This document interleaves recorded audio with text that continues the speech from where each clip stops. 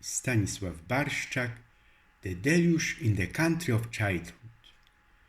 When we hear about the deluge, we are transported to the times of perhaps the greatest tragedy in the entire history of my country. 4 billion zlotych. This was the amount of a damage caused by the Swedish army in Poland in the years of a deluge 1655 to 1660, according to the Foundation for the Reconstruction of the Damages accomplished during the Swedish deluge.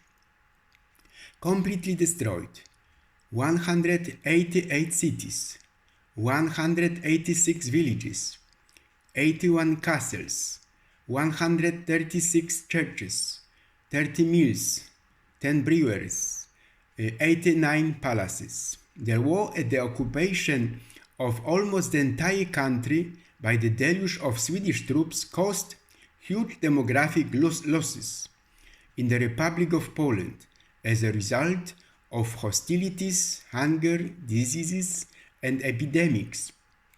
Up to 40% of the entire population of the Republic of Poland. The population of Poland shrunk from 11 to 7 million inhabitants. 50% of all property, great losses of cultural property looted by the occupant, and finally the loss of supremacy over Ducal Prussia and the sealing of the same with regard to Livonia. The Velow-Bydgoszcz treaties made it possible to strengthen Brandenburg on the international arena. Another consequence of the war is irreparable material and cultural losses. Although most Polish castles and fortresses surrendered to the Swedes without a fight, they were destroyed and sacked as potential places of resistance. Many of the once great residences, Ogrodzieniec Castle, Chęciny Castle, Olsztyn Castle, were never rebuilt after the Swedish invasion and did not regain their splendor. We know the images of some only thanks to the works of the Swedish military now. Not only libraries and vaults were plundered, but also relics of saints.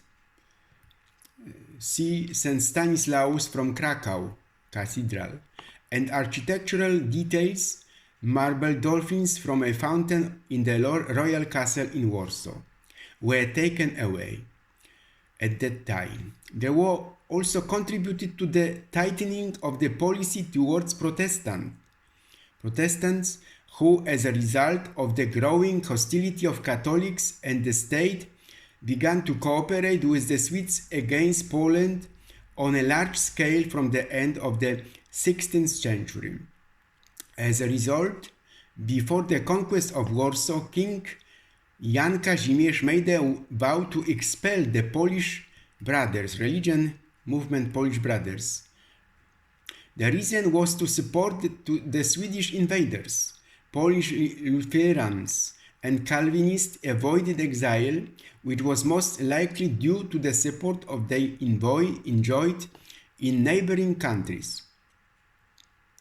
After the war, the Convocation Sejm in 1668 introduced the penalty of banishment for apostasy from the Roman and Uniate Church. Similarly, in the Polish Brethren, I said. How did this hecatomb come about? Who turned out to be the true traitor? And who was not a flawless hero? Was the defense of Częstochowa really a breakthrough? And what about the vision of Polish Nobel laureate writer Henryk Sienkiewicz? To what extent we all look at the flood from this period of time through his eyes. Historians tell us about it. Janusz Radziwiłł, we think, as a traitor. Undoubtedly, from the point of view of Poles, this was a Vilnius voivode and the Grand Hetman of Lithuania who gave Lithuania under the Swedes Swedish protectorate during the deluge. However, it is not always difficult to assess the situation in which Radziwiłł made the decision for which history condemned him. On October 20, 1655, Duke Janusz Radziwiłł and his cousin, Duke Bogusław, signed a treaty in Kiełdany which decided that Jan Kazimierz would be dethroned, and the King of Sweden, Charles Gustav X, would become the King of Poland. History, supported by Sienkiewicz, remembered Janusz Radziwiłł not as a great leader but as a traitor. The talented politician and leader had the disadvantage that he was convinced of his uniqueness, and his unbridled ambition, bright and explosive character made him many enemies. What are Janusz Radziwiłł's plans for his homeland? He was to defend the country against the Swedes. Instead of becoming a great defender of Poland, he became its great traitor. And he died the same year, 1655, on December 31. From the very beginning, we have been receiving signals that for him there are things more important than defending his homeland and the country of his childhood, which must always remain faithful and pure. Our national bard, whom my Polish teacher professor called Adam Mickiewicz, once wrote a ballad entitled Świteś in Polish language. In the subtitle was addressed to Michał Wereszczak. Whoever you are in the Nowogródek side, for dark baron washing, when you rode it, remember to stop your horses here for you to watch the lake, light the spreads to womb, in a great circuit shape, blackened wilderness on the sides, and as smooth as a pane of ice. That's Mickiewicz. My village of Ząbkowice, now Dąbrowa Górnicza district, the town of my childhood, now I would like to say about its history. Close to this village now, district of Dąbrowa Górnicza, Pogoria I has existed for years. One of the first artificial reservoirs created in the city. Pogoria was attached to Dąbrowa Górnicza in 1963.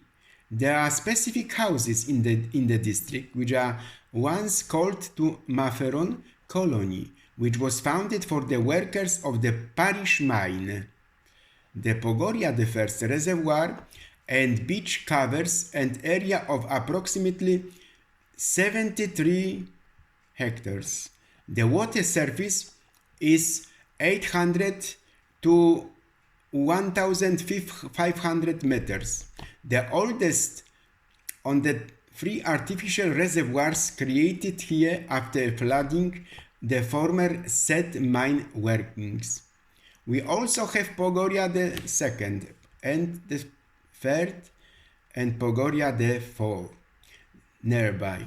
Longer for fans, Pogoria I, with the best accommodation base for fans of wild nature and fishing. First of all, Pogoria III, with a pier from the 70s of the last century, will be the best for resting on the lake. If you love sailing or windsurfing, the best will be Pogoria III. When did they flood Pogoria IV, the total cost was about 70 million of Polish zlotys, and 65% came from the European Investment Bank. The official opening of the Kuźnica Węgrzyńska reservoir took place on August 25, 2005. In April 2006, Pogoria 4 reached the minimum level of damming up water. The reservoir is supplied with water by the Czarna Przemsza River, but Pogoria 1 was once a holiday destination. Currently it is an area for Saturday and Sunday recreation. It is a place visited by walkers, water sports enthusiasts and anglers. On the shores of the lake, there are holiday centers with bungalow, sailing harbors, and canoe rentals, and fishing hostel and a city beach. A refuge for waterfowl and fish spawning grounds. There are bream, carp, pike, zander, perch, eel, grass carp, sunflower, stickleback, and gudgeon. The lake and the surrounding reservoir are a refuge for a whole range of bird species. The birds include a squeaky owl, a kingfisher, a black-headed gull, a little bittern, mallard ducks, teals, and grebes. In order to protect the flora and fauna of the lake, the municipal authorities included the lake in a silence zone, Muaki, an area of approximately 7 hectares in which many species of plants protected by law find their place for themselves. They are represented by the sanddew, the marsh hollyborine, the Lozella lipophalis, the common sapling, the European sanddew, the round-leaved sanddew, the long-leaved sanddew and the mid-leaf sanddew, the broad-leaved orchid, the spotted orchid and the raspberry flourish. Of rare and protected animals, the following should be mentioned: amphibians, common frog, moor frog, and birds: blackbird, song thrush, marsh grasshopper, reed warbler, shepherd dog, freckle warbler, primrose, chaffinch, blue-teeth, grey-teeth finch, bunting. The mammals in this area are the velvety shrew and the whitish tooth shrew, which deserve special attention as it is in finding of this species on the border of its range. In 1928, the Franco-Italian Society, which was the owner of factory of Bankova, built a colony here for its workers. It was called Maferon, I said. The colony was joined to Dąbrowa Górnicza in 1963. Currently a district of the city named after the water reservoirs on which it is located. So you already know this is the best place for dogs' walks. Peace and quiet, not many people out of season, beautiful sunsets, nice big beach, lots of dives into the water. Right next to the lake there is beautiful large forest. There are also many paths for walks, and in the season there are practically no people in it. This is our favorite place to walk. These days, as a priest, I reside permanently in Częstochowa city, but whenever I visit this site, my Ząbkowice village, during the summer holidays, I cannot help but be moved by the sight of the new buildings of a once so green estate, with new shops and public offices. Spar shop, beautiful. Ząbkowice village, a district of Dąbrowa Górnicza within the city limits from February 1, 1977, located 8 kilometers northeast of the city center on the Trzebyczka River, by the old Olkusz-Siewierz trade route. In the years 1962 to 1975, an independent city. From 1973, the seat of the rural commune of Ząbkowice. The town was known already in the 15th century. It was mentioned by Jan Długosz Ząbkowice. The name comes from the personal name of Ząbki. In 1581, there were 6 peasants, fiefs, 2 homesteads with farmland, 3 homesteads without farms, 1 bailiff, 1 land village administrator. In the mid-16th century, mining began to develop, and lime was burned. Traces of mine near Mount Bienia mountain between Ząbkowice and Tucznawa villages. In 1847, a railway station was opened on the Warsaw-Vienna railway route here. From the beginning of its existence, Ząbkowice village belonged to the Sławków parish from the mid-15th century to the parish in Chruszczobród. On September 10, 1910, the Bishop of Kielce, Augustyn Łosiński, officially established the parish of the Holy Spirit of Pentecost in Ząbkowice. On September 23, 1985, the Bishop of Częstochowa, Dr. Stanisław Nowak, erected a parish under the invocation of St. Mary Magdalene in Bielowizna, sub-village for Ząbkowice at that time. 2 parishes now in Ząbkowice. Ząbkowice as an independent city developed well based on glass, factory glass, ERG, at the railway junction of the Polish state railways. During this period, the Chemical Technical School operated, and the construction of the Building Technical School began.